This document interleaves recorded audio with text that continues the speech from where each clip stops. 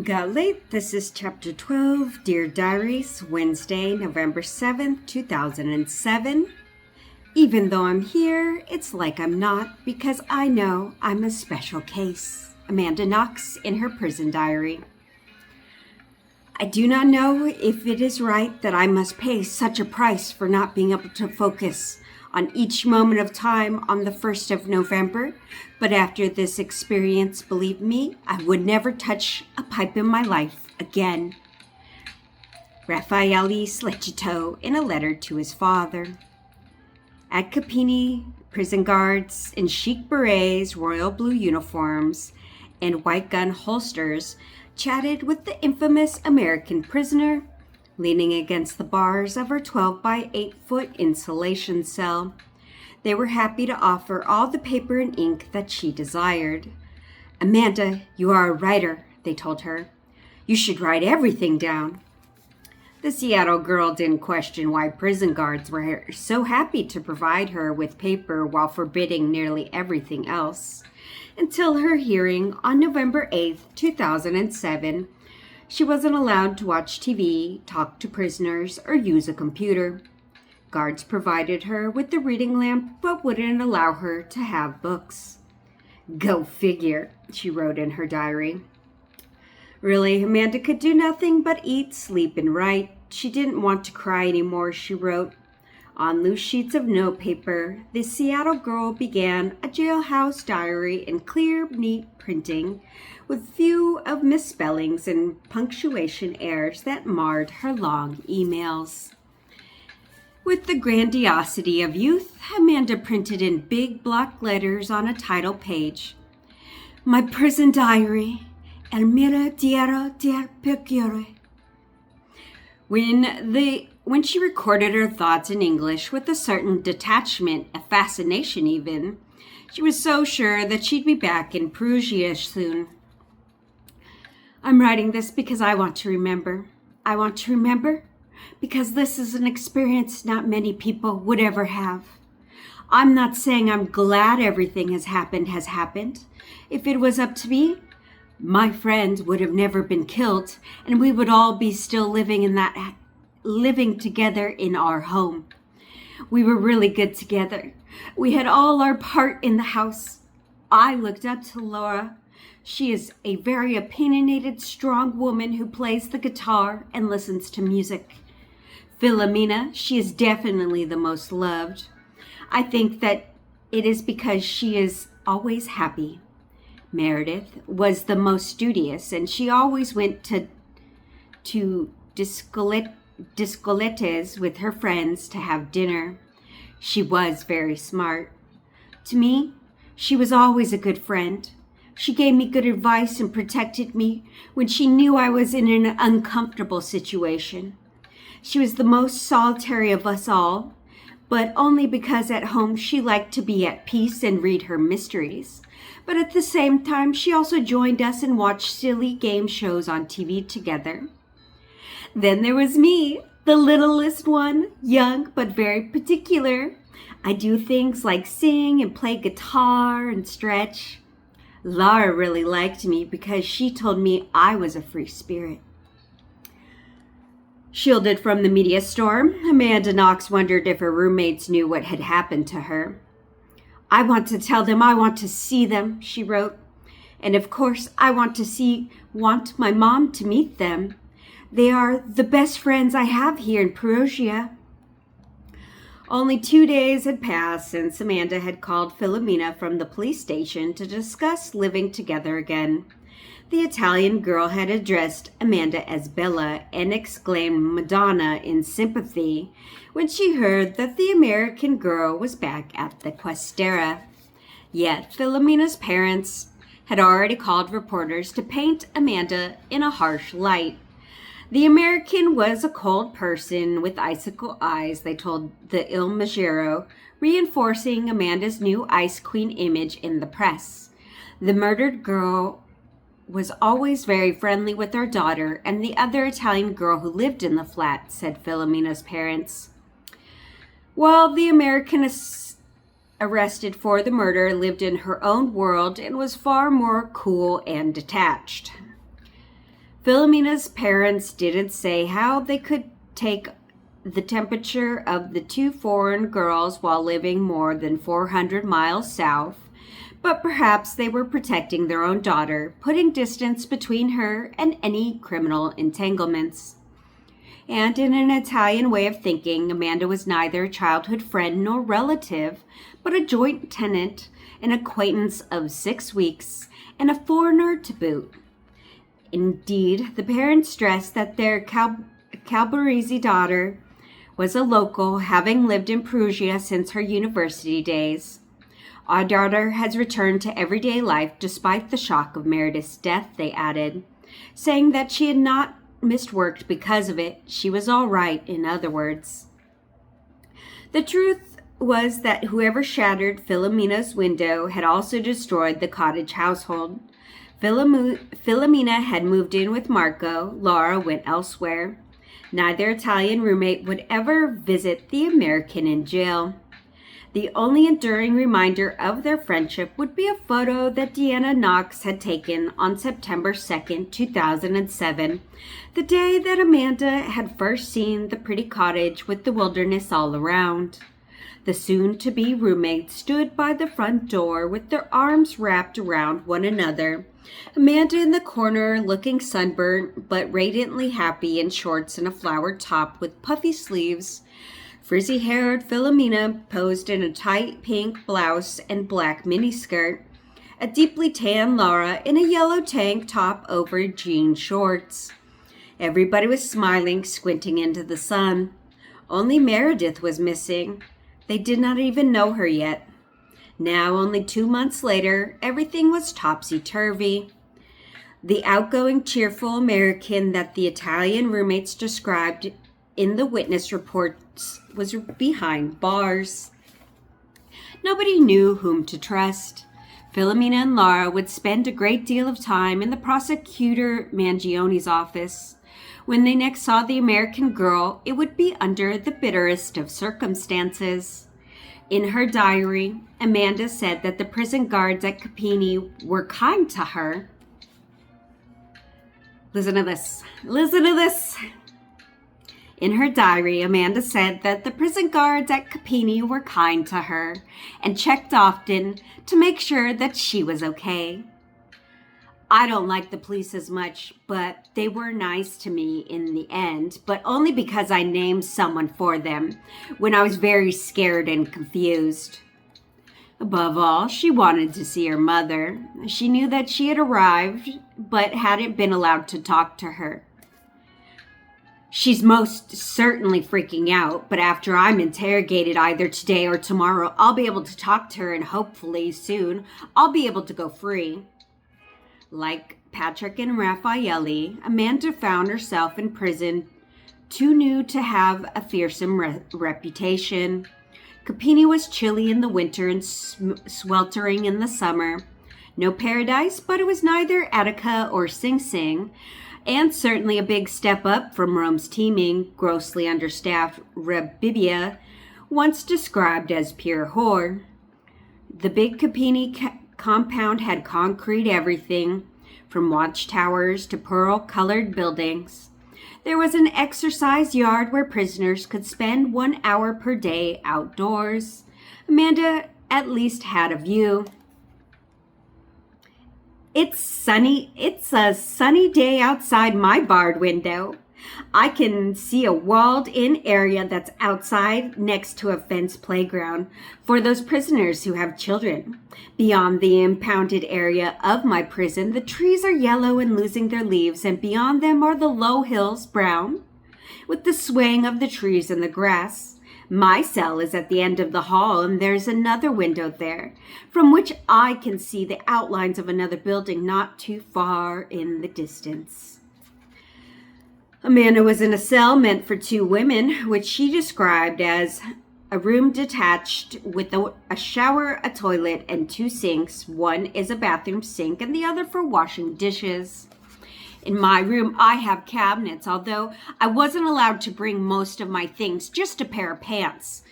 The guards had presented her with a plate, 2 spoons, feminine pads, toilet paper, a toothbrush, toothpaste, cups, and a sponge. but they had also entered the prisoner's cell and removed possessions without explanations. They'd taken away, for instance, her hiking boots and nearly all of her ear studs. Yeah, I believe they tested those for blood. On November 7th, Amanda had an important visitor, the jailhouse chaplain, Father Saul Scarabatelli. Was a Roman Catholic priest, a tall, stooped-over man with rimmed glasses, a kind face, and a slow, patient way of talking. Except for one of the visits from the priests and a nun, Amanda was truly alone. The compound held fewer than 50 women, many of them recent immigrants who had been arrested on drug theft or prostitution charges. Amanda didn't have contact with any of them, not even at mealtimes, because Capini had no mess hall. Guards brought the food on trays, passed them through the bars, offering a distraction.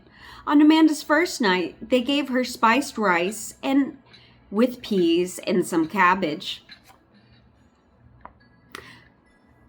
For breakfast, I received milk and coffee, and a little while later, bread and 2 apples. They also gave me 2 dessert cakes, but I didn't like them, Amanda wrote. Although the press would report that the prisoner asked for a guitar upon arrival, ate ravenously, and loved the view from her cell, her parents denied all those reports. They said that their daughter's chipper tone during the early part of her incarceration hid a grim reality. For one thing, Amanda continued to suffer from stomach problems exacerbated by the acrid tap water and all-around stress she was under. She was also lonely and terrified. To her mother, she wrote, "Please don't leave me here. I need you to get me out. I don't belong here. I miss my life. I love you." An English tabloid later leaked a letter she wrote to DJ. Part of her diary, he never received it. "Dear DJ, right now, I need you to hold me." She's done with Raffaelli. Fuck that guy. Okay. "Dear DJ, right now, I need you to hold me. I now have the hard thing in my chest, and it feels like something really strong and cold is pressing the sides of my head together. Please, I can't be alone right now. I'm sorry for being weak, but I'm sick and I'm so tired. I want to go home. How can I continue like this for the next 14 days? How can they look at me and treat me like a murderer?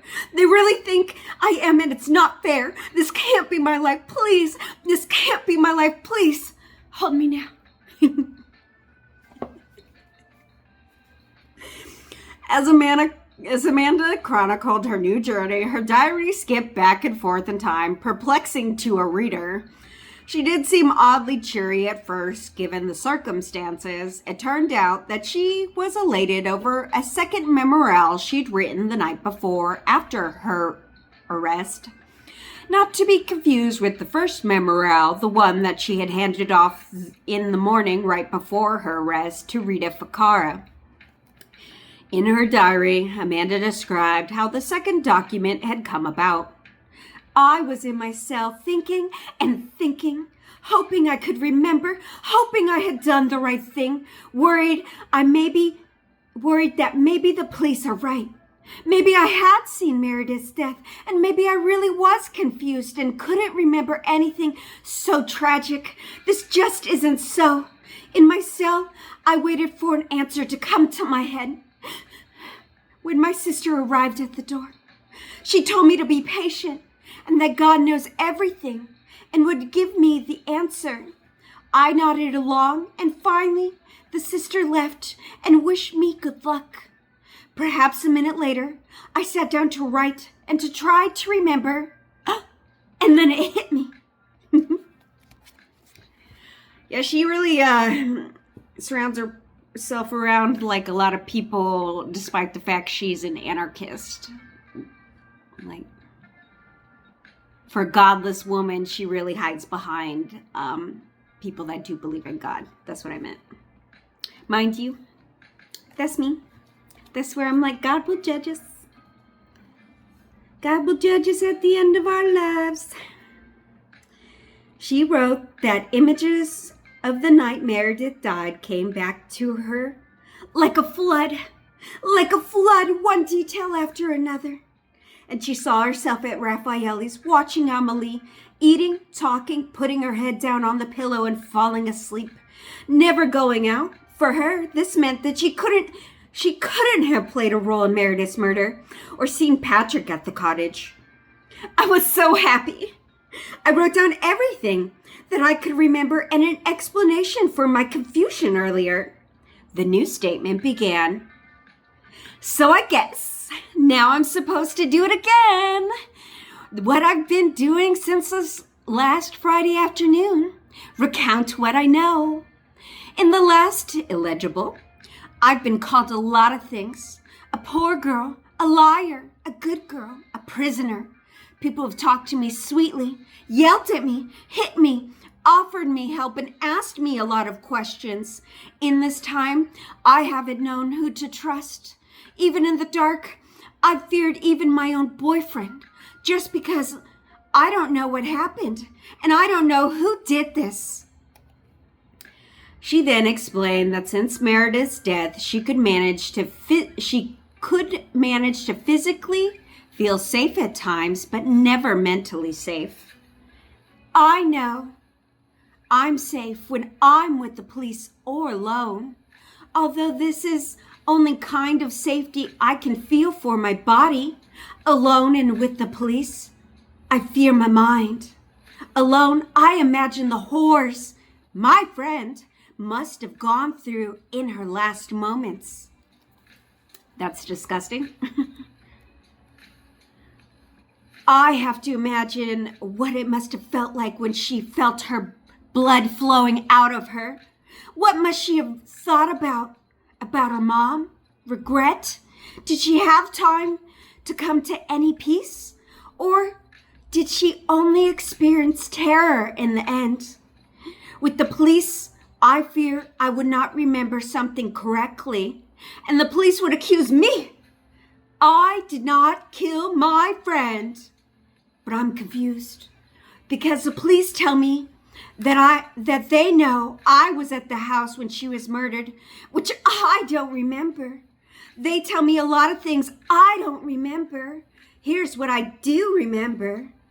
When Amanda reverted back to her original story, I was not there. Jesus fucking Christ. Guards had also managed to turn Raffaelli into a diarist, but his opus was bleak, starkly eliminating the differences in personalities between lovers. From the way Raffaelli wrote, he could have been in a different prison entirely. Still, he had a fun-loving, childish side, mentioning that while he would love a computer in his cell, he had to admit nothing would be better than a PlayStation or Nintendo for video games. Like Amanda's work, what Raffaelli composed wasn't a diary in the strictest sense, but loose sheets of paper in which he wrote various types of things. On November 7th, he wrote a letter translated below from the Italian. Dear Papa and Big Sister, primarily, and all those who would read these lines. I write to you from an isolation cell, damp and cold. There are peepholes in every direction from which the guards can watch you even while you use the toilet. The bed is made of industrial sponge. The television cannot be used. The bath is dirty. I am requesting that they come clean it. Today, I had an extra blanket and therefore I am warm, at least while I sleep. Outside the window, there is a guarded concrete pit, and beyond there is an enormous concrete wall, except for an armed guard atop the watchtower. Amid this sad and depressing view on the horizon, one can see a little mountain house. Good, that faraway little house in the middle of the plain rests from me a timid smile of hope. He continued with noise complaints and a glimpse of his own interrogation. Yeah, he sounds like Brian Koberger. Not having a good time in the prison? Huh? You think that they're there to serve you? He's like, why isn't my penthouse up to standard? While I write you, there is a pair of Moroccans, presumably, who speak in an incomprehensible language, and they knock on the wall of my cell. They continue to complain that they need a dose of heroin. I don't know how to respond. I do not care. In police headquarters, they tortured me psychologically, put me in shackles, and made me strip in front of the Scientifica. I was even barefoot. Raffaele blamed pot smoking for his imprisonment, saying that because he couldn't remember the details about November 1st, he'd also been foolish enough to enter the Questera, carrying a knife which he used to notch tables and trees. He also laid out for his father's benefit his version of what he did on the night that Meredith died, promising to nail down every detail. Yet free-spirited Amanda, who boasted of never looking at a watch, still came across as more precise of the two. Raffaele said he'd woken up on the morning around 10, give or take an hour. Amanda left him to sleep more and went to the cottage, saying that she'd wait there to have lunch with him. I joined her around 2 p.m., and Meredith, that poor girl, said she'd already eaten, Raffaele wrote. He then made lunch for himself and his girlfriend while Amanda played the guitar and Meredith got ready to leave. The British girl left around 4 p.m. without saying where she was going. Already 6 p.m., Raffaele said the lovers smoked a joint and then they left to return to his flat. From this moment, my problems began, because I have confusing memories. The first thing is that Amanda and I went to the center Piazza Gramana to Corsa Venuti, going behind the university for foreigners, and ended up in the piazza. We always take that route. Then I don't remember, but presumably we went grocery shopping. We returned to my place around 8 or 8:30 p.m., where I rolled another joint, and since I was on holiday, I took everything easy, without the least intention of going out again because it was cold. Raffaele got time of his arrival at his own flat badly wrong, since Giovanna Popovic saw the couple there at 5:45 p.m., but the rest of his count more or less jibed with Amanda's. Like her, he couldn't usually remember what he did, but when he could usually remember what he did, but not when he did what. I had dinner with Amanda, he said to his father in the letter, but don't ask me what I ate or at what time. I remember the leaky pipe under the sink that flooded the kitchen, but only because the flying squad nudged my memory. Jesus.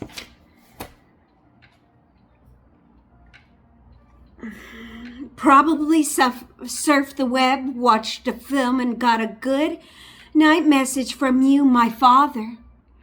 As for Amanda, now that he'd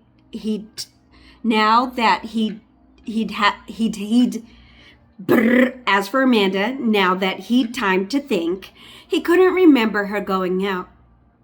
I have strong doubts about whether she was absent, he finally concluded. Only Patrick Lumumba felt no need to keep a diary. The international press showed much less interest in him anyways than in Foxy Noxy and her rich Italian boyfriend. That irresistible pairing. But the dawn raid on Patrick's home had appalled more than one resident. What did police mean, they said, by arresting the suspect without even checking his alibi, without digging around for other evidence? Was it really necessary for them to have barged into his home and cuffed him in front of his wife and child, a man with no criminal record. Getting arrested won no one friends in Italy, but many locals came forward to call Patrick Lumumba a good man. A group of black residents called for his release during the demonstration on the piazza. Customers came forward to offer him alibis, swearing that on the night of November 1st, Patrick had been in his bar during the fatal hours. A Swiss professor, in fact, swore that Patrick had been there from roughly 10 p.m. to midnight. Police couldn't find anyone who remembered his having a crush on Meredith, a girl he apparently knew only as the roommate of his employee, Amanda. Esteban Garcia of La Tana del Orso called the rest a hammer to the head. Certainly, the Congolese immigrant was as fully integrated into Peruvian society as any foreign-born person could be. He lived there for more than 20 years. Since the early 1980s, he had a resident permit, many friends, a pleasant family life, and a cheerful, if not lucrative, bar. Many locals remembered him from his university days or from his time working in the clubs as a musician and a DJ. He still played in a reggae band and had still managed to buy his own house, a major accomplishment in costly Perugia. When I heard the news, I said, "If that man is a killer, then I know nothing of life," Esteban said later. "I have lived this long and I have understood nothing." Nor did he believe that Patrick could help the two students cover up a crime. Patrick would never help them in any way. "It is not possible. I would never believe such a thing." Ivo Piopi, the owner of a local music shop, told the Times that Mr.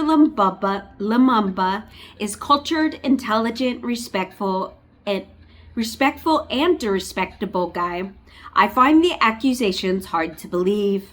Indeed, the man, whom the press called the Congolese bar owner, was nearly as recognizable on the Corso as Piasco Alessi, the Merlin co-owner. He would often stop to chat to this person or that one, eat in the kebab shops, invite students to come to his bar, or work on joint promotions with other bartenders. He said that his wife were a common sight on the Corso on Sundays, window shopping while Patrick pushed the stroller for his little son.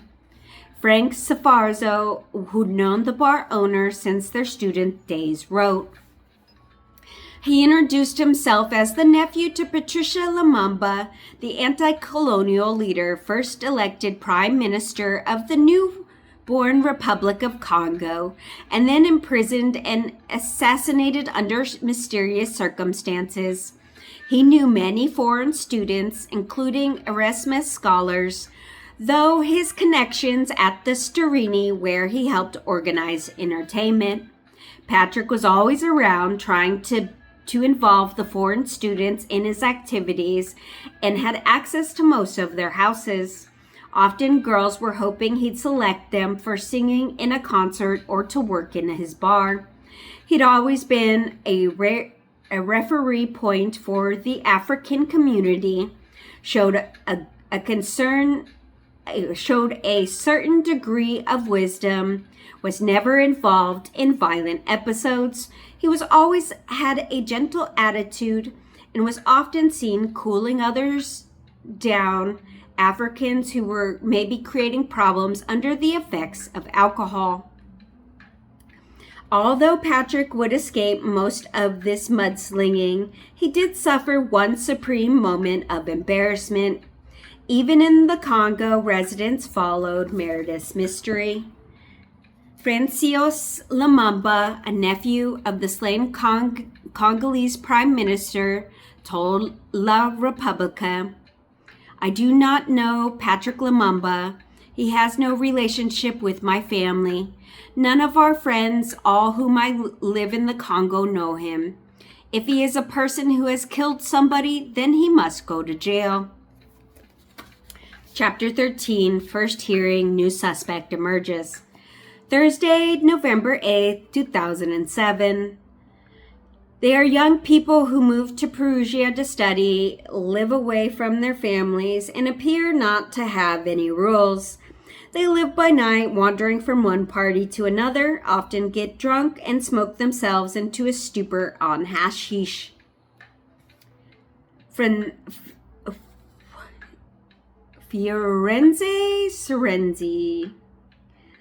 Corriere della Sera.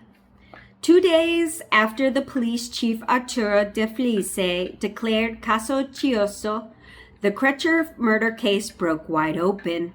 Detectives uncovered a new suspect dubbed the Fourth Man. They unmasked him through old-fashioned police work, not CSI, forensics, or psychoanalysis from Edgardo Giobbi's Roman-based CSO. They simply compared the bloody handprint found on Meredith's pillowcase to the prints provided of the 3 suspects. None of them matched. The Italian press placed the Fourth Man's story way down in coverage where few readers noticed it. Once reporters got a name, though, once they knew who had laid that bloody hand on Meredith's pillow, then their coverage would explode.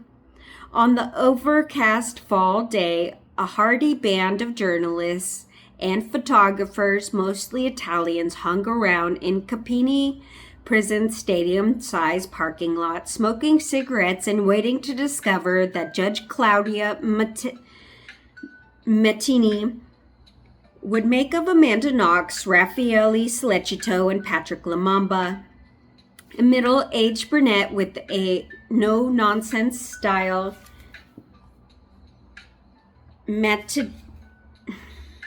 Marinelli, was the GIP, the investigated judge for the preliminary hearing. She would work in close consultation with Giuliani Mangione, the public minister, drawing from his report and interrogating the suspects alongside him.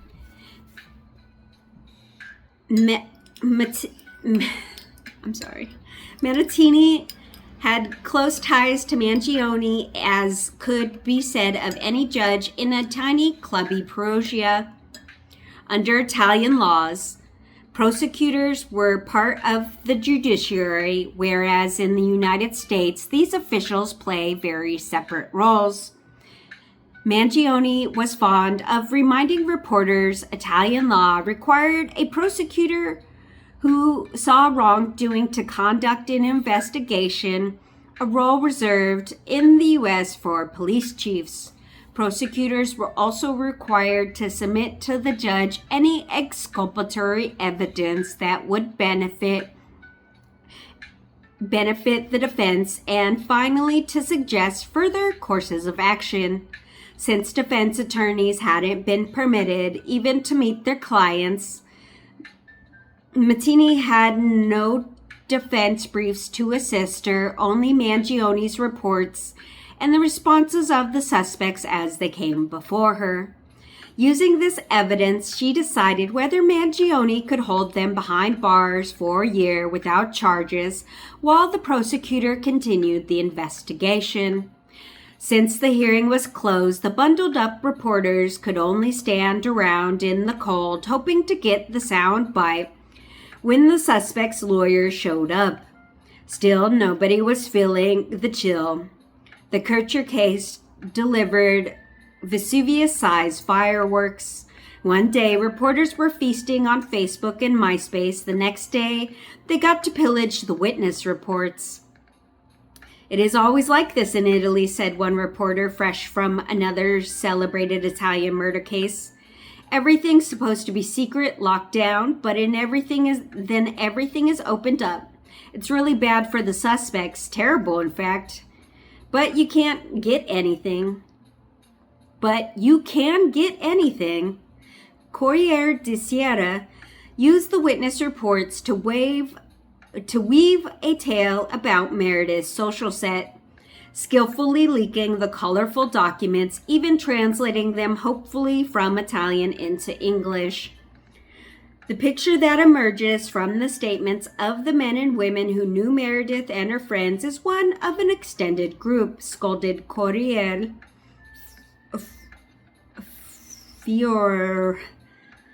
Fiorenza Sarazzini, who would later write Amanda e gli Attilde, Vite perdute intorno al delitto di Perugia. I'm so sorry. I got the French mouth, and I feel like I'm being pretentious because I learned French before learning Spanish. Amanda and the others, lives lost around the murder in Perugia. An Italian bestseller published in January 2009 that drew on witness reports and never before published excerpts from Amanda's green diary seized from her purse at the time of arrest. In that November 2007 Corriere article, Sarazzini took readers into the world of foreign students in Piazza Gramana, telling them about a British girl, Meredith. Hey, Mez. Who had an Italian boyfriend named Giacomo. She said the couple smoked hashish and that men bought on the church steps. The woman often came home drunk. Under the subheading, Men, Men, Men, Sarazzini ripped into Amanda for her avventura de notte, one-night stand with Daniel De Luna. Yet Zach Nowak called Perugia a pressure cooker for dreams, lust, hustle, and romance.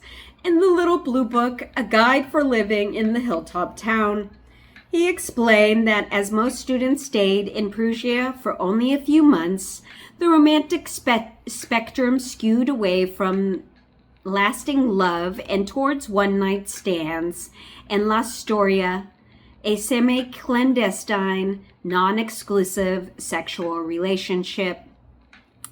Once Sarazzini stopped scolding, however, she raised good questions about Amanda's partial confessions. In fact, she was one of the first reporters to notice that it didn't make much sense. But her story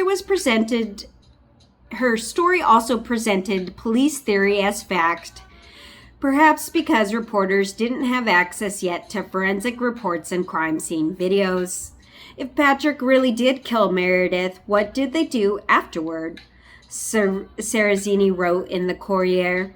Someone certainly tried to clean up the blood. Someone smashed a window in an attempt to stimulate a burglary. But who? Did none of them get their clothes dirty?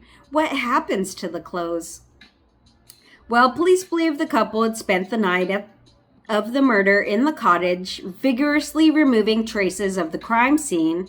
Investigators boasted of finding bleach receipts in Raffaelli's flat, implying that he'd purchased the goods in order to carry out a massive cleanup. Yet the receipts were old, and the bleach had been bought by Raffaelli's previous maid, and there were plenty left over. So why would he need to buy more? As for the lack of dirty clothes, the witness had come to the Questera shortly after Meredith's body had been found and told police that the North American man, meaning an Arab, and a foreign girl had been in Perugia laundromat the very next day acting suspiciously. The man had thrown all of his clothes in the washer, even his blue athletic shoes. The rumor was Amanda was the foreign girl and Patrick was the shoe washer. On November 11th, Raffaelli mentioned this rumor in his diary. He said he had been having a pretty good day because his father, uncle, and stepmother had come to see him, bringing him clean clothes. But then they informed him on the morning of November 2nd, when Amanda had told him she was going to the cottage to shower while he slept, she'd actually gone to the laundromat with a man who wedged a pair of blue Nikes into the washing machine. Yet Amanda didn't need the perfect alibi for the laundromat incidents. Police later revealed that Meredith was alive when it happened. Eventually, Raffaelli would learn not to believe any of Amanda's rumors and they would manage to achieve some kind of friendship. Although the prosecutors' group sex theory sold many newspapers, reporters did wonder, for instance, why a couple who'd been dating less than a week would want to bring in a third partner, especially a much older Patrick, an employer no less. And how could 4 people possibly have struggled, let alone staged an orgy, in a room barely larger than an ironing board? Shouldn't the furniture have been knocked topsy-turvy, the letters on the nightstand knocked to the ground, the pictures on the wall be askew?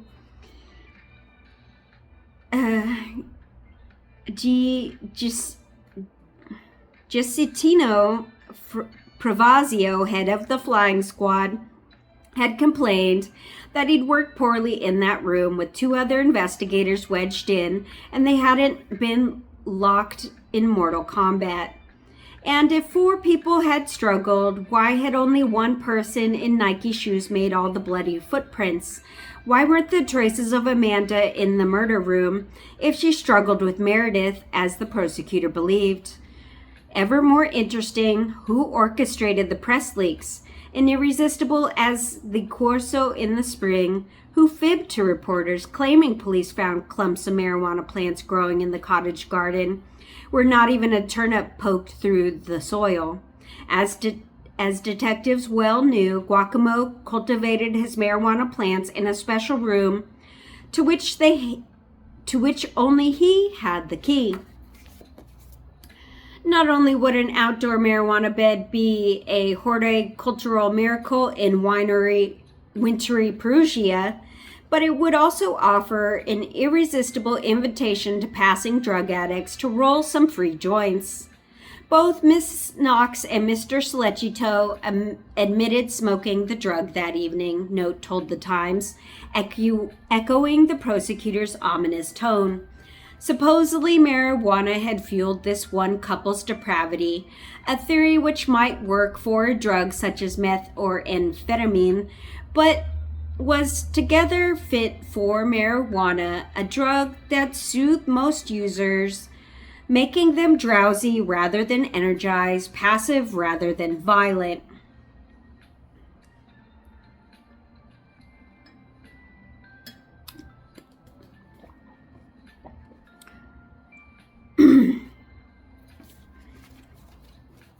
The reporters cooled their heads in Capini parking lot and finally got their payoff. The lawyers for these 3 suspects arrived, climbing out their shiny sedans and headed for the prison hearing room. Their clients faced a year behind bars before charges had to be filed, but because of the prosecutor's mandate, none of them had even met their lawyers yet. "You're just voyeurs," Tiziano Tedeschi, Raffaelli's new lawyer, said to the journalists when they rushed him for quotes. He was disgusted because he'd been trying to see Raffaelli for several days, but the guards blocked the door. Meanwhile, the media was distorting Raffaelli's image and painting him as a killer. "The press is blaming our client," complained Tedeschi. "It's doing a bad job, and you are not giving honor to your profession."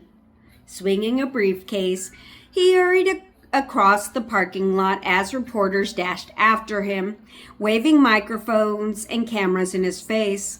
He scurried up the concrete ramp and entered a low-slung, faintly pink concrete building through a metal side door. No comment," said Amanda's lawyer when they arrived. Etna Mellis had hired 2 of them later on, the smooth, preppy-looking Carlo del Vidova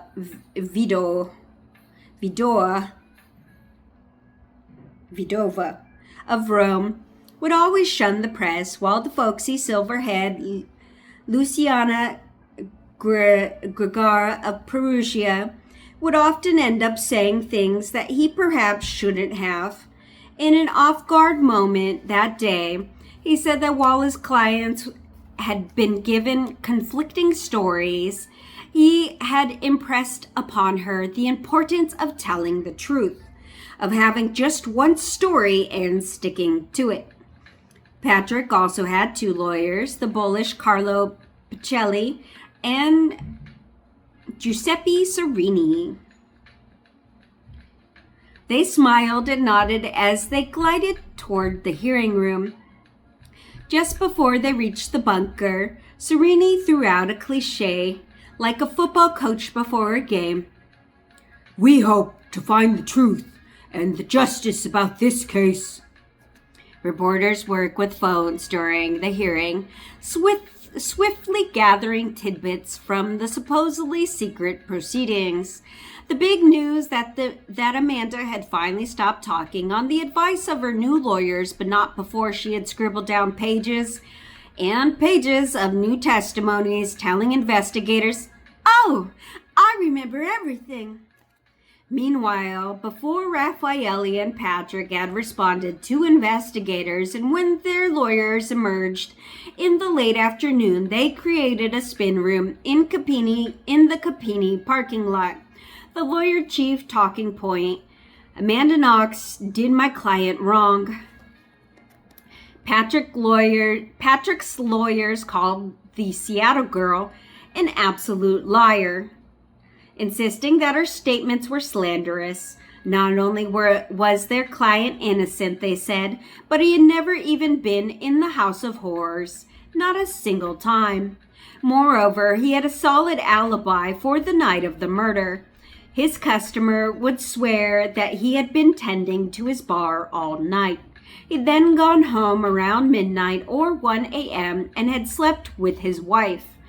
And she'll tell you that Patrick had informed the judge, Claudia Mettini.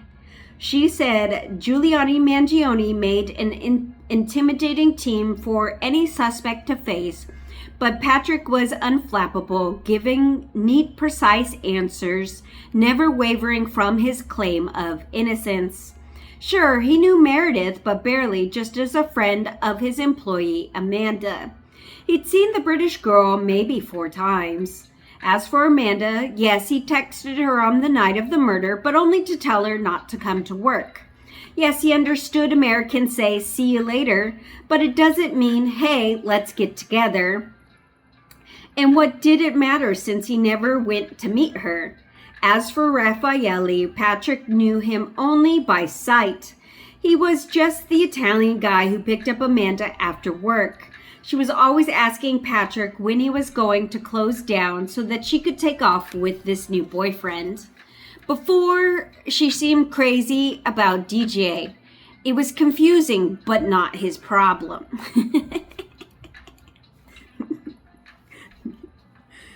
Oh, this poor boss.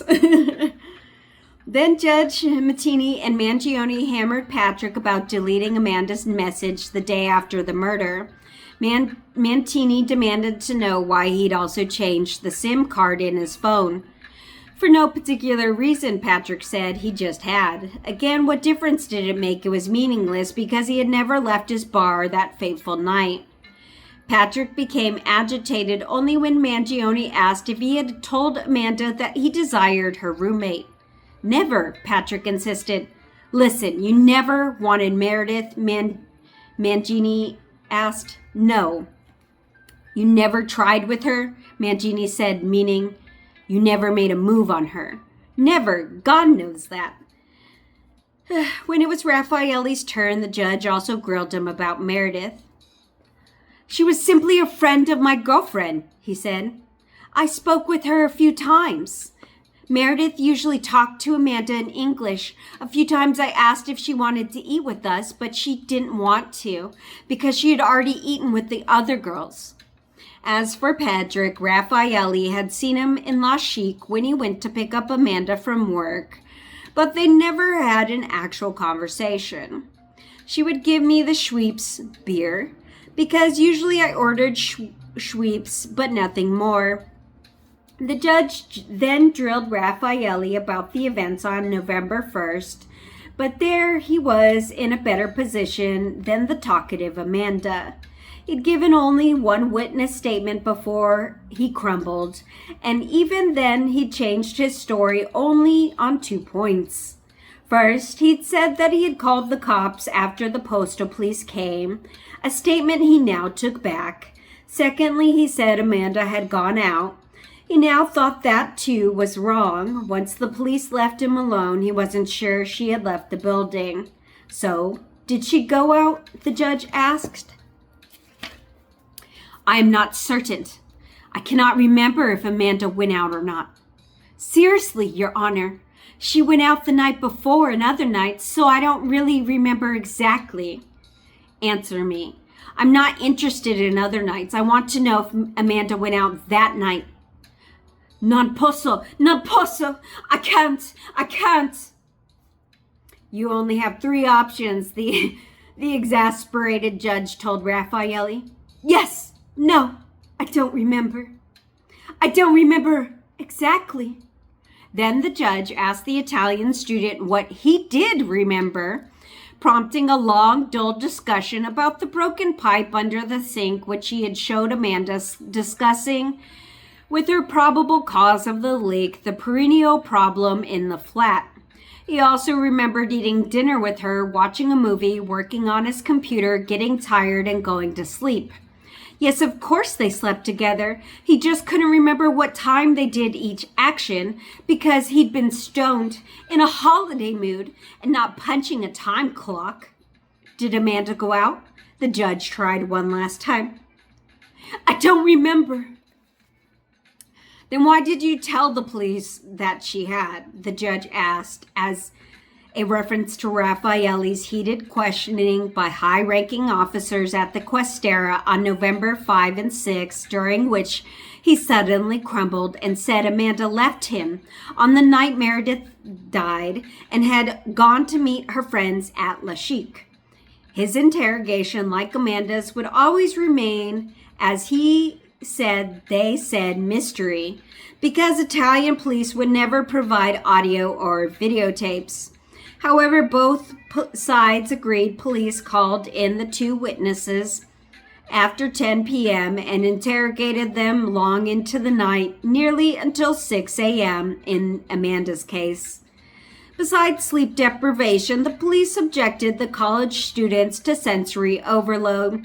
They said the officers crowded into the interrogation rooms, shouted the same questions 1 hour after another, and threatened the 2 witnesses with long years in prison if they stuck to their original stories. Neither student received lawyers as required by law when they went into the persons informed of the facts to suspects. Raffaelli said that he asked to have questioning halted so that he could speak to his father, and that also was refused. I must speak to my father. You're a grown man, sir. Speak to the police. Please, my father. All of this, he now explained to the judge, led to his saying things at the police station that he later remembered to be untrue. Precisely because on that night I was very, very agitated because I was under so much pressure, he told her, adding that the police interrogated him very forcefully, saying repeatedly, "Don't give a shit and be careful what you say." Later, they'd written down that he said, "sack of shit." It all had been a nightmare. Raffaelli said the Nike print couldn't be his because he'd never stepped into Meredith's room. He admitted that he had a passion for knives, even swords, but said blades in his collection weren't sharp. Indeed, he'd been carrying a knife in his pocket since he was 13 years old. As for why he'd lied about talking to his dad on his landline at 11 p.m. on the night of the murder, he said he'd gotten confused since Francesco had called him every day. I think it's well within the realm of possibility that he did simply forget whether or not his father called that particular night, said Zach Nowak, who did some reporting on the case for the ABC News. or what seems likely from his subsequent interrogations. He simply lied to create an alibi. If he were guilty and knew it, he would know that this would be quite easy to check up on. I think he just fibbed to get off the hot seat, not because he was in some sort of criminal mastermind. Only now the kind of prosecutor loves, the masterminds that are geniuses one minute and complete idiots the next as far as alibi creation, evidence disposal, murder scene cleanup, and so on. After Raffaelli wrapped up his testimony on November 8th, his lawyer came out to chat with reporters. He insisted police had no forensic evidence against his client. Raphael flicked knife wasn't a murder weapon. The bloody shoe print didn't match his Nike shoes. Amanda was the source of the Italian boy's problems, the lawyers claimed, forgetting that it was his client, Raffaelli, who had broken first and had been the one to implicate her on November 5th. Not only had Raffaelli told detectives that she left his flat on the night of the murder, but he insisted that she asked him to lie for her. It was he who called the police, the lawyers pointed out, and the woman who called the police, his lawyer pointed out. For Frank Sforza at Perugia Shock, the leaked testimony solved a few mysteries. Why didn't Raffaelli remember whether or not he'd had sex with Amanda on the night of the murder? Must not have been very good sex, Amanda. Alrighty. He said, she's unmemorable. Bruh. Because he had spoke to Spallino both nights. Later that day, Francisco Solecito told reporters that his son was a bit perturbed at Amanda. He's reviewing his impressions of this girl, this random woman. Yeah, 6 months is a long time if all this happened as a result. For sure. Francesco dismissed any connection between his son's knife collection and the crime. I too collect weapons. I collect rifles and other things, he said, pointing out that he never killed anyone.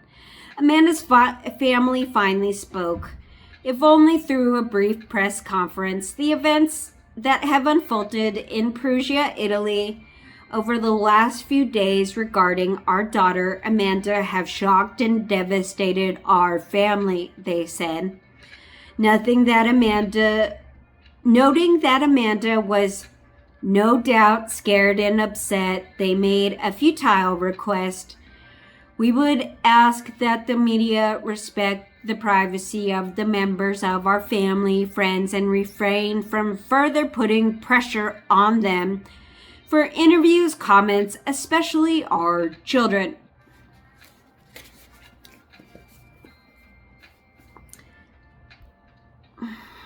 Chapter 14, Sex as a Gateway Crime to Murder, November 9th, 9/17/2007.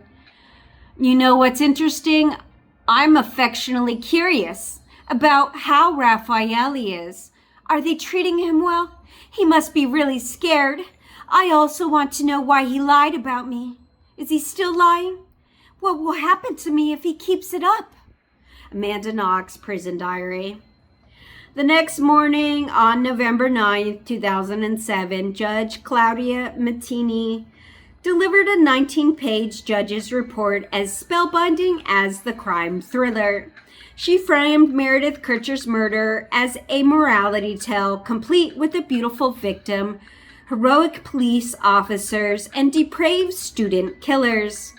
Concocted before police received the forensic results from Rome based on scanty knowledge of the suspects, this page-turning tale of lust and betrayal would linger in the minds of conspiracy theorists, judges, and jurors like a perfectly cast film noir.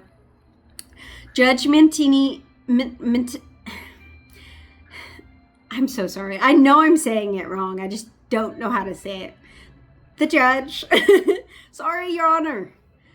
Your Honor could have dubbed her opus the Mangione Report, so closely did it mirror the prosecutor's drug-fueled sex game, crime theory.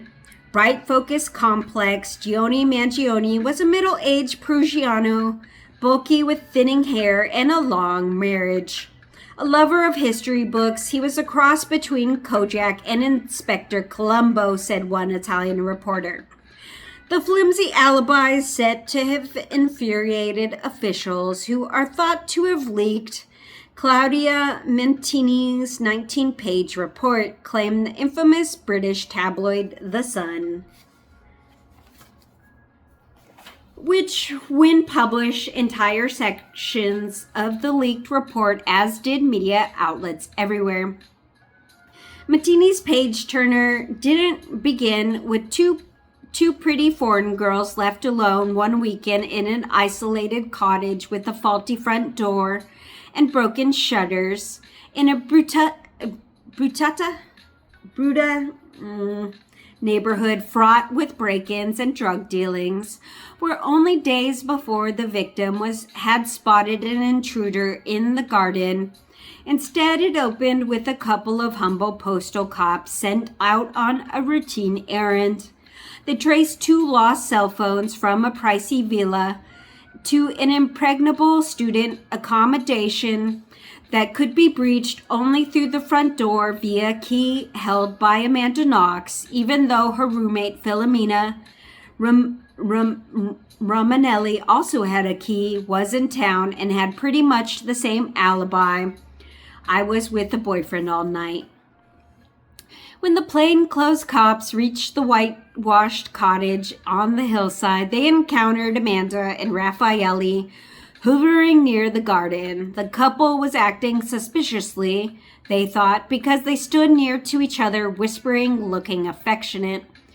These students, one American, one Italian, claimed to be waiting for the Carabinieri, having called them to report a broken window and a suspected theft. In the meantime, Philomena, Amanda Knox's roommate, arrived and verified nothing had been taken in the apartment. In the course of the search, it was ascertained that the door of the room used by Meredith Kercher, the other girl living in the apartment, was closed and locked, and it was decided, therefore, to break down the door because Philomena said it was strange that her friend Kercher would have both her telephones switched off. With the door open, there was a chilling scene as the room was found in disorder, with blood stains everywhere on the floor of the walls and also under the duvet bed. A foot could be seen. The agents, in order to avoid any contamination of the crime scene, stopped everyone from entering the room. The report dissects the romance between Giacomo and Meredith, quoting Philomena's remark about a sentimental attachment and implying that the couple merely discussed Italian grammar together. Then, confusingly, the judge also identified Giacomo as the British girl's lover, stressing that Meredith never let any other man into her bedroom. From then on, the report focused entirely on Raffaele and Amanda as prime suspects without concerning other scenarios, such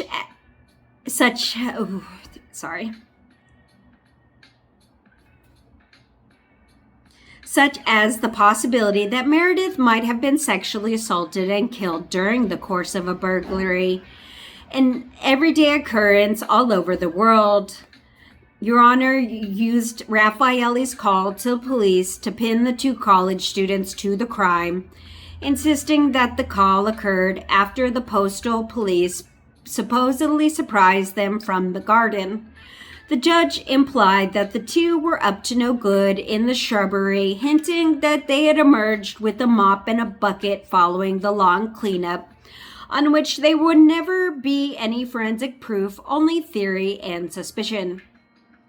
In fact, from our investigation, it emerged that the postal police arrived at 12:30, while the call to 112 came at 12:51 and 12:54, circumstances that suggested that they wished to look as if they'd been surprised outside the building where the homicide was carried out. They wanted to justify their presence outside, considering the conditions in which they had found the flat, above all, because the bloodstains on the floor and the wall in Meredith's room. The timing of the postal police would be the Kercher case's grassy knoll. In the end, even the prosecutor would contend only 5 minutes of difference between the two sets of calls, while the defense would claim that Raffaelli called the Cabarini several minutes before the postal police arrived. In the end, court watchers would believe whatever fit their own particular theories of the crime. The same confusion affected the time of death. Coroner Luca Lally analyzed the contents of Meredith's stomach and said that she died 2 or 3 hours after her last meal.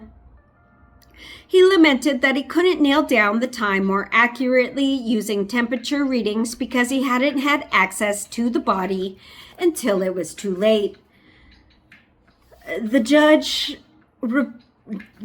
report followed Lawley's reasoning, giving the time of death crucial to the suspect's alibis as between 9:30 p.m. and 11 p.m. on November 1st, 2007, a timetable that tallied with the consumption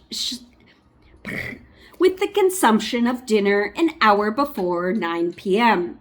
The reporter said that Meredith had suffered a relatively low agony because the knife had hit a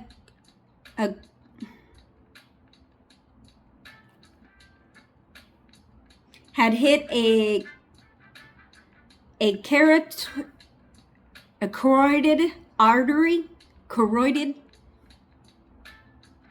Because the knife had hit a carotid artery in the neck.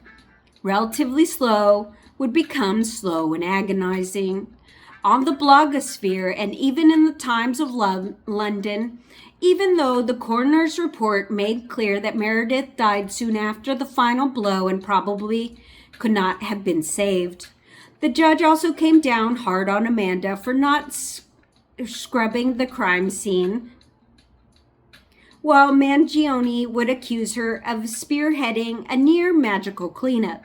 Amanda, the judge complained, was in one of the 2 bathrooms when she found traces of blood, which she did not worry about cleaning, and noticed that in the other bathroom the toilet water was full of feces, and that she was astonished to find out but did not try to clean it. The linking of sloppiness and viciousness would be made many times in the Perugia courthouse, whose odorous bathrooms were ironically never stocked with toilet paper or soap, forcing users to do without or bring their own. The judge also cast a stern eye on Raffaelli.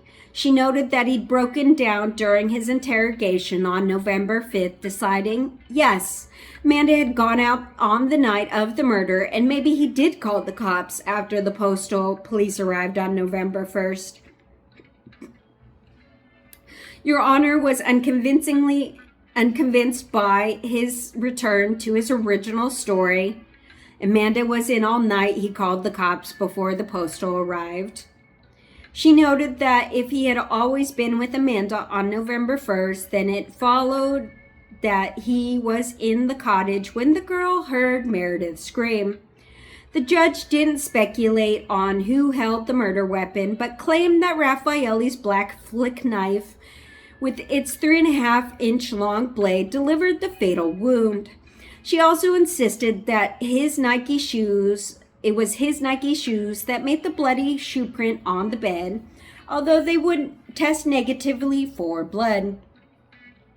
Judge Mentini's report boldly stated, "It is possible to reconstruct what happened on the evening of November 1st. Although a few days earlier, Coroner Lawley had ended the autopsy report by explaining why that could never happen. On the basis of the previous mentioned biological samples, it is not possible to indicate in a hypothetical reconstruction if the aggression was perpetrated by one or more people, nor is it possible to indicate with certainty the succession of the cuts nor the respective position of the victim and aggressor. Your Honor claimed in the judge's report to know exactly what kind of sex the three suspects liked and in what combination. She said that Raffaele and Amanda had smoked hashish for an entire afternoon, although they'd only admitted to sharing one joint. And what of Patrick? When he had become drug-fueled, Your Honor's only report had him going to the cottage directly from work as soon as he had fired off the text to Amanda. Raffaele's compliance was just assumed. She said, Raffaele's a cook. He looks like one for show. Raffaele Slecito, bored with the same old evenings and wanting to experience extreme sensation, intense sexual relationships which break up the monotony of everyday life, went out with Amanda and met with Lumumba at Piazza Gramana at 9 p.m. They went together to the apartment on Via de Pergola 7, to which only Amanda had the key. It was roughly at this time that both Slecito and Knox switched off their mobile phones until the following morning. When's the last time you guys turned off your phone to go to bed? That's fucking weird. That's sketchy.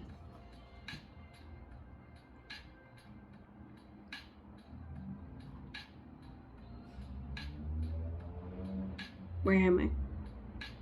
Where am I?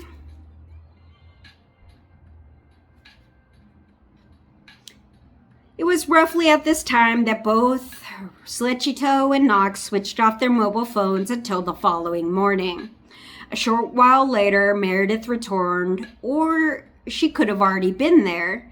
She went into her bedroom with Patrick, after which something went wrong, in the sense that Slecito, in all probability, joined them, and the two began to make advances, which the girl refused.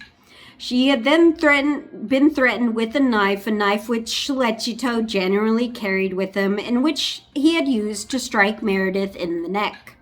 The three, realizing what had happened, quickly left the house, creating a mess with the intention of simulating a break-in, spreading blood everywhere, and in an attempt to clean up drops of blood in the bath, on the ground, and in the sink. The motivation? Sex. Sex, sex, and more sex. Raffaele longed for extreme sensations, a phrase ripped from his blog, while the American girl would apparently do anything with anyone in bed. Supposedly, she had brought both males to the house on November 1st because Patrick had a crush on Meredith and Amanda wanted to hook them up. The prose took on a romance novel flavor when the judge described Patrick's supposed attraction to Meredith, despite the fact, as he mentioned in court, he had a young, beautiful wife waiting at home. Your Honor baldly stated that all three suspects were present in the cottage, and then contended that we must attribute the guilt to all three. For Patrick, there was a desire to have sex with the girl who had turned him down. Confronted by refusal of the victim, he was unable to stop, but sought to persuade her with the knife which Slecito always carried. The murder was carried out after the knife had twice wounded the neck of the victim. The third blow deeply penetrated and caused a fatal wound. All three suspects were present. We must attribute to them involvement in the crime. Amanda did nothing to help her dying roommate according to the scenario, since it was her own account that she was in the kitchen blocking out the screams.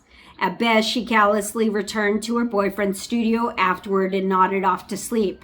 At worst, she held Meredith down while Patrick violated her, although the forensic evidence would show no such thing.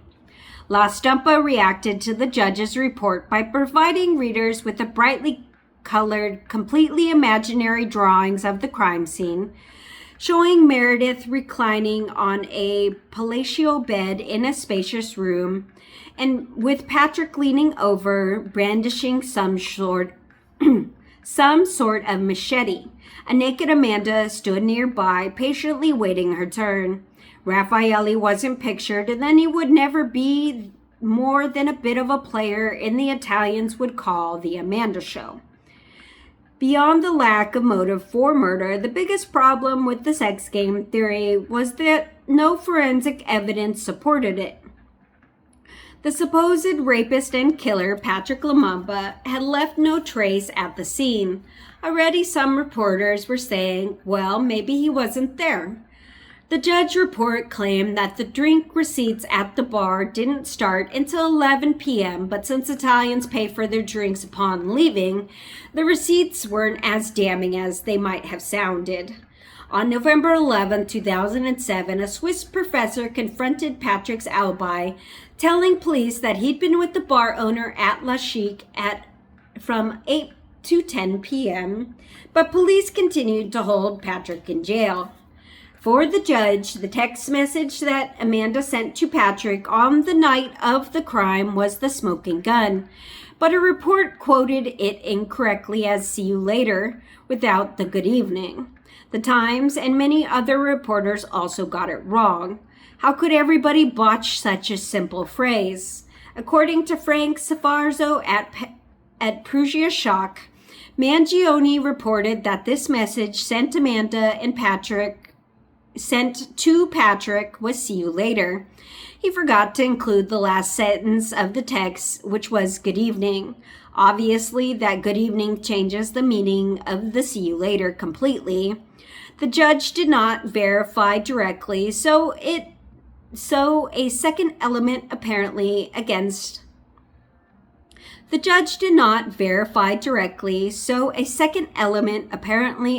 Patrick was packaged, at least until the lawyers got evidence and the truth came out. The judge's report spoke of a serious sign of guilt and put all three prisoners under suspicion for aggravated murder with sexual violence. Her confrontation of the arrest meant Mangione could hold them for a year without bringing up charges. The flip side of the system was that it did allow many suspects to remain free prior to a conviction, even for serious offenses. For example, Alberto Stasi, a rich Italian college student who had been accused of killing his girlfriend, Chiara Poggi, only a few months before Meredith died, was permitted to go about his normal life until he waited trial. Indeed, photographs would capture Alberto hanging out in ski resorts as his case played out in court. In contrast, Judge Mattini locked the prison doors firmly on the suspects in the Meredithkercher case, claiming all three could easily leave the country to escape the investigation because Patrick was from the Congo and Amanda was from the States. As for Raffaele, according to the judge, his American girlfriend could help him make a getaway. Meredith killed after refusing orgy. The Times of the London announced during a tidal wave of coverage that followed the judge's report. Buried within the stories were new erroneous allegations against Amanda Knox.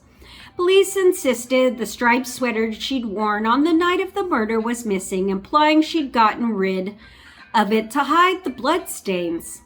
Detectives would find it months later on top of Amanda's bed in a cottage where she left it and taking her infamous shower.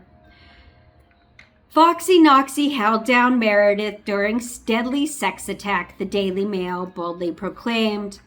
kicking off the ugliest of the false Amanda allegations.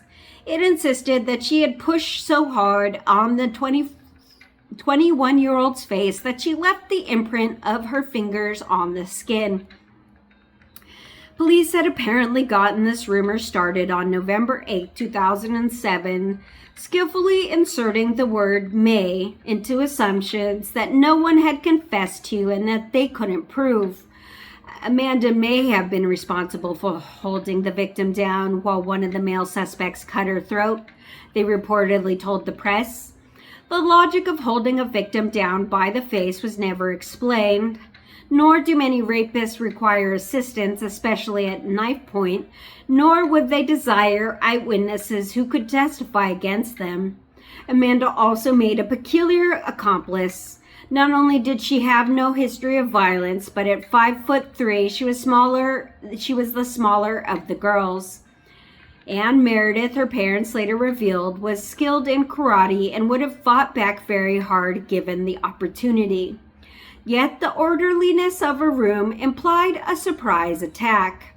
Still, the charge that Amanda held down a Meredith spread like a virus across the internet, when some commenters claimed it must be true because Amanda was a rock climber, a sport that they imagined created super strong hands. She's got man hands. Though it actually requires powerful legs. And in fact, as journalists learned when they finally saw the autopsy photos, Meredith had no such handprint on her face. Still, the allegation lived on in old news stories and on the internet. There, even well-meaning people new to the case would cite it, and wondering how the apple-cheeked Amanda would have committed such an atrocity. Coroner Lawley's report, as cited by Judge Mettini, described a typical method of killing easily carried out by a single assailant.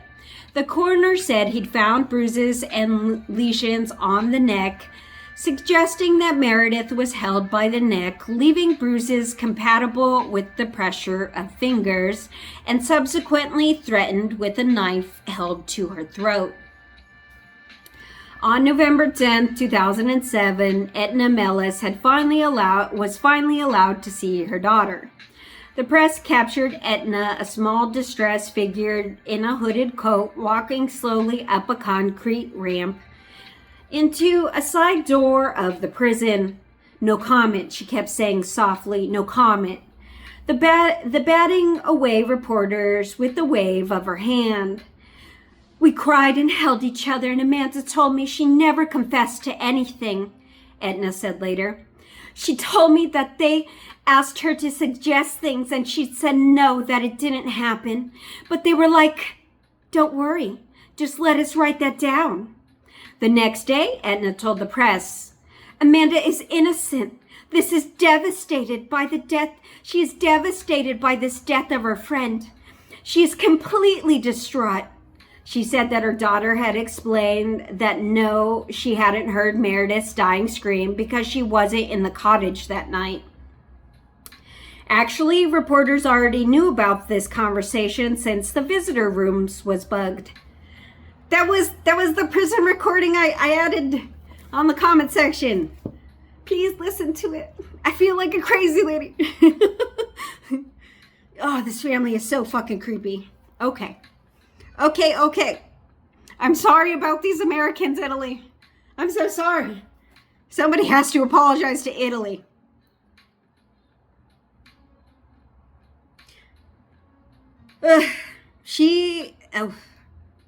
Actually, reporters already knew about this conversation room since the visitors' room was bugged. I said a lot of stupidity, Amanda supposedly told her mother. I was not home that night. I do not know who killed Meredith. The truth is, I said what I was questioned for the first time. I wasn't there, was of course her first story. But without access to Amanda's memorial or perhaps her 3 witness statements, the press treated the statement as a complete turnaround. It became popular to say that Amanda changed her story many times, first saying she was at the murder scene and later saying she was not. But actually she told only the two stories. First, I was not there, then I was there with Patrick. Kurt Knox soon joined his former wife in Perugia, a blond man with Nordic features, rimless glasses, and reserved manner. He looked like a typical Seattleite, always garbed in North Face fleece and leather jackets over jeans or knit pants.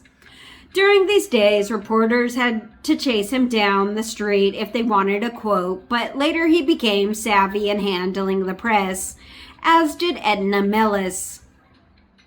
My daughter is innocent, was the most he would say in the early days. She doesn't understand why she is in prison for something she didn't do. Later, Amanda's parents would be heavily criticized on the blogosphere for hiring David Marriott, a Seattle public relations professional specializing in crisis management to handle the media, but Edna insisted they'd only done so after the maelstrom of bad publicity that led to Amanda's first major court appearance on November 30, 2007. At first, the only thing we told Dave Marriott was to tell the press we didn't want to talk to them. In other words, his job was to say no, Edna said. For reporters, November was a fabulous month. They enjoyed the near daily leaks from the investigations, which they lapped up like Torgiano Rosso, a celebrated Umbrian red wine. The leaks would continue throughout the course of the case, arriving with exquisite timing, often coming just before or after the court appearance or following a rare bit of good news for the suspects. At key moments, newspapers and TV stations all over the world would run essentially the same story, echo the same spin, and even strikingly similar headlines. Often the information would turn out to be incorrect or garbled, but once it was out there, it could not be erased.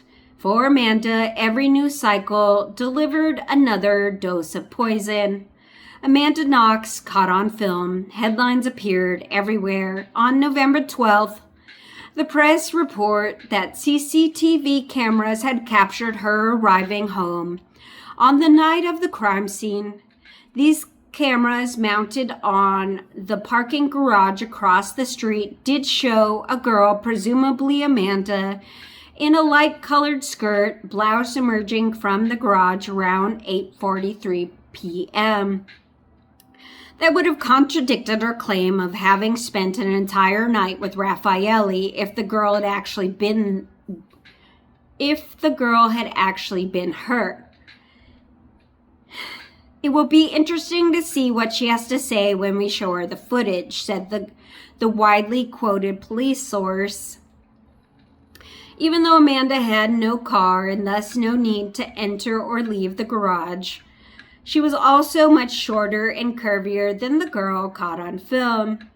The film showed a girl, but it wasn't Amanda, said Frank Sfarzo, who had actually walked around the parking area and discovered that the cameras weren't even turned in the right direction to catch anyone entering the cottage. Besides, as an Italian press would later point out, why wouldn't the same cameras have therefore shown the victim entering her house that night, not to mention the other two suspects?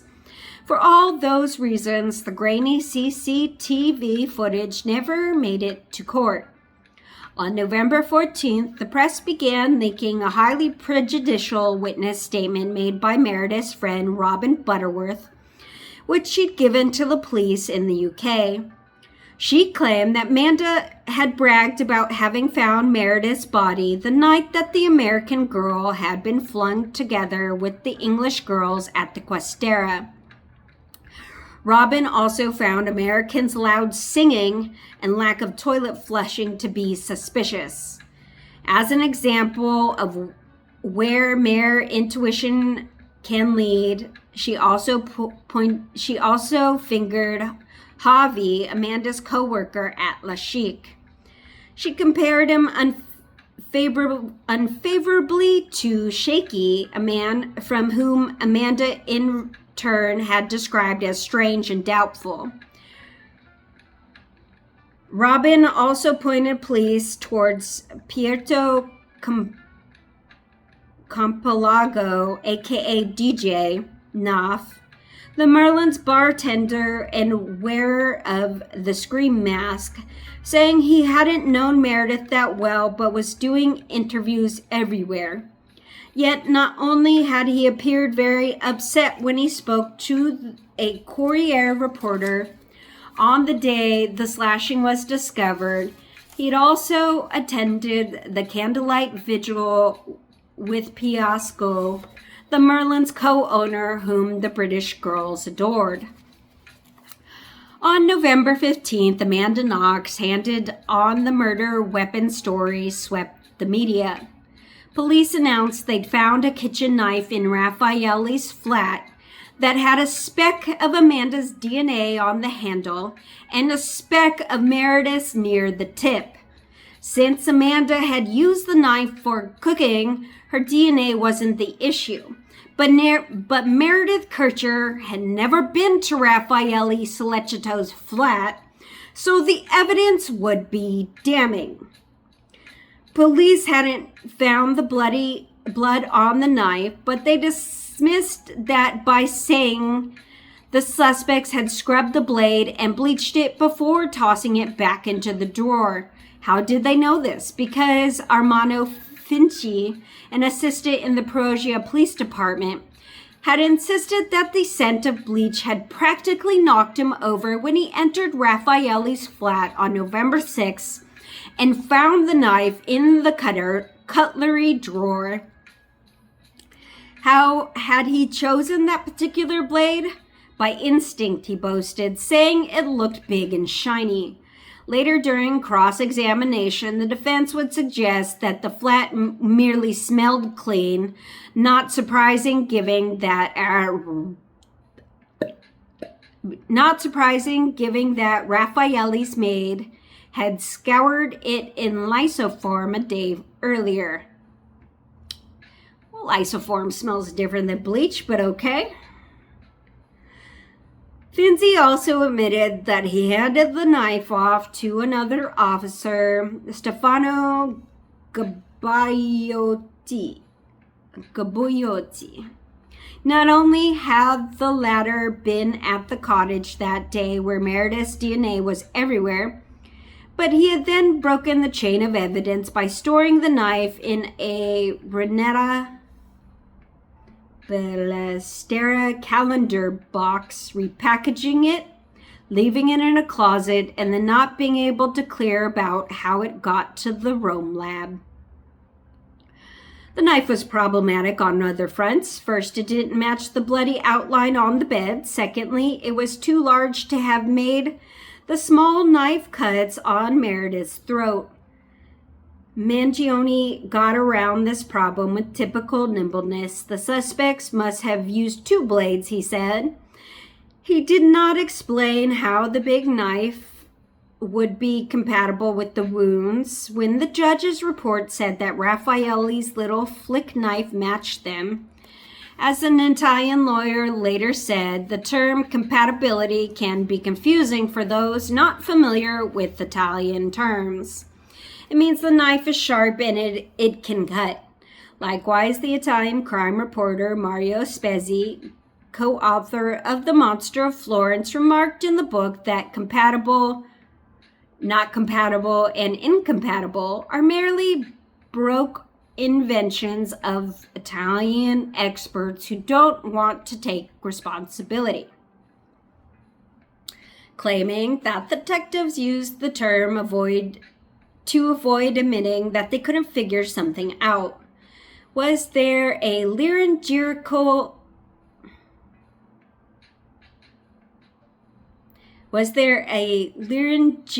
break inflicted by someone who intended to kill?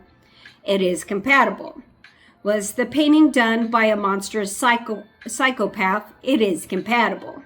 However, the kitchen knife would prove to be the most controversial, for the way of the DNA results on the blade have been analyzed and reported.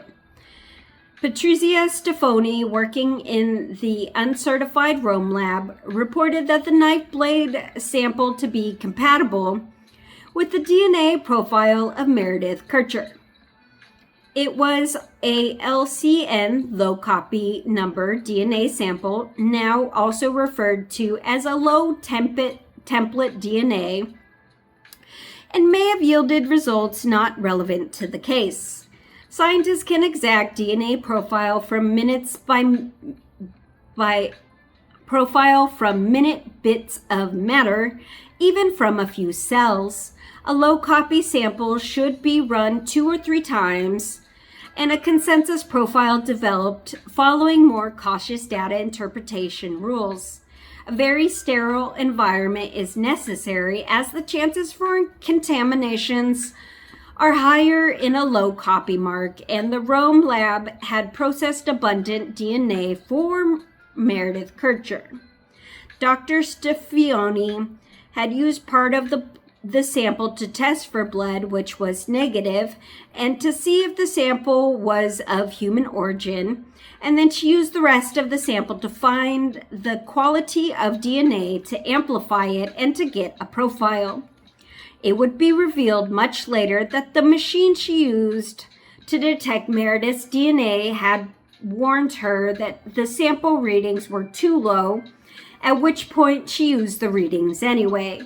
The Rome Forensic Lab did not provide complete information to the defense, the lawyer said, regarding the DNA testing. Nevertheless, Staffioni's report tests would have great force in Italy, where residents would often say that the suspects were guilty because of the DNA evidence.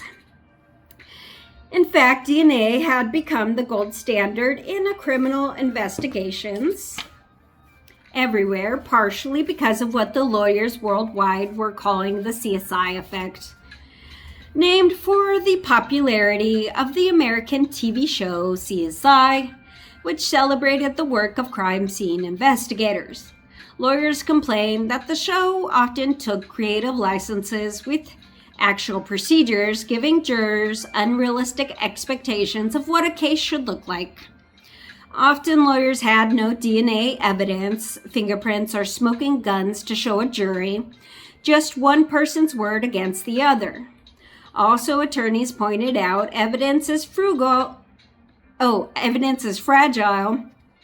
and easily destroyed. Tests can lie, and there are issues with contamination or incompetence.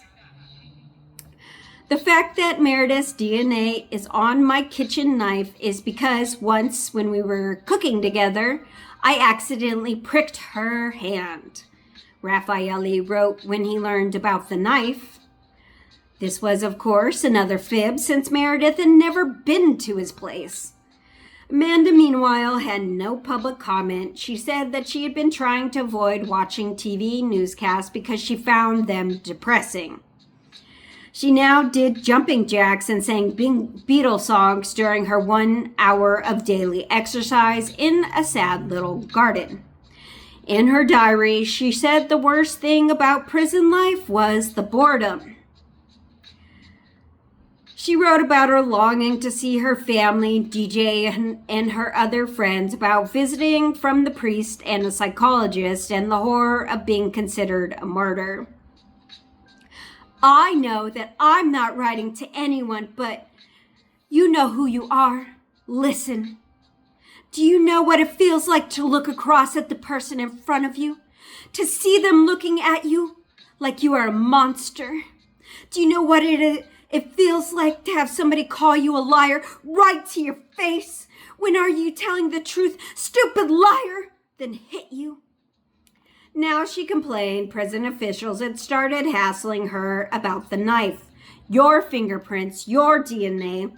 She insisted she wasn't worried because she had never taken the knife anywhere, nor had she killed Meredith. She said she didn't know what to think about it because she had never taken a knife from Raffaelle's flat to the cottage. Then on November 17th, she got more bad news. The police insisted that she'd told her parents during the bugged visit in Capini that she hadn't been in Raffaelle's flat on the night of Meredith's slashing. "I cannot lie. I was there," she said. The press ran with the story, even though the police had leaked it out of context, so that the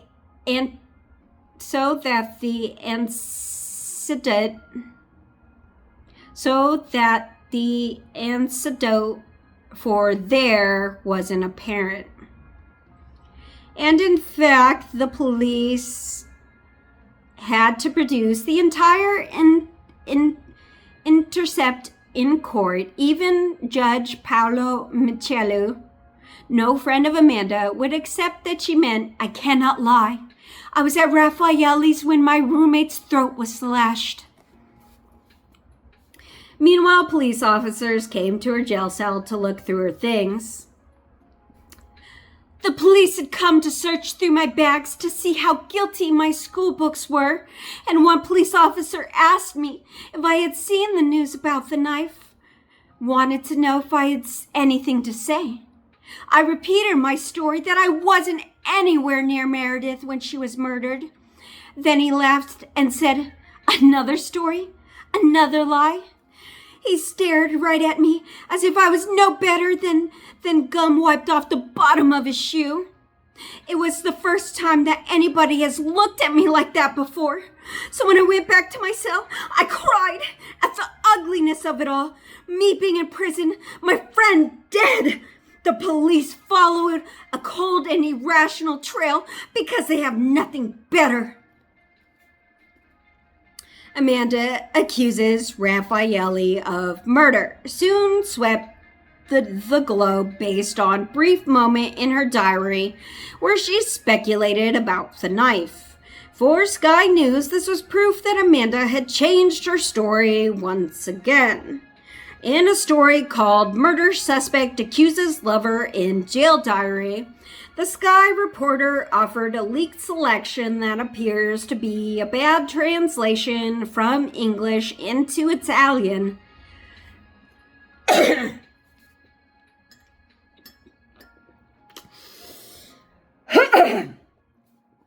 Sorry. Into Italian and then back into English with keywords were left out. "That night, I smoked a lot of marijuana and I fell asleep at my boyfriend's house. I don't remember a thing, but I think it's possible that Raffaelle went to Meredith's house, raped her, and then killed her. And then when he got home, while I was sleeping, he put my fingerprints on the knife. But I don't understand why Raffaelle would do that." In their defense, the reporters who repeated this incriminating statement didn't have the original document to check the wording, which actually said, "Raffaelle and I have used this knife to cook, and it's impossible that Meredith's DNA is on the knife because she's never been to Raffaelle's apartment before.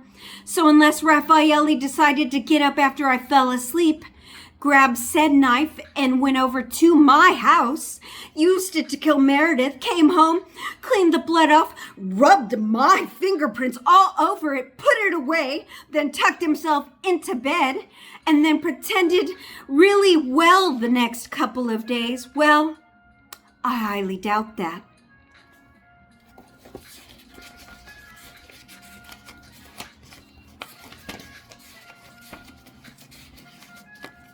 Okay, bye.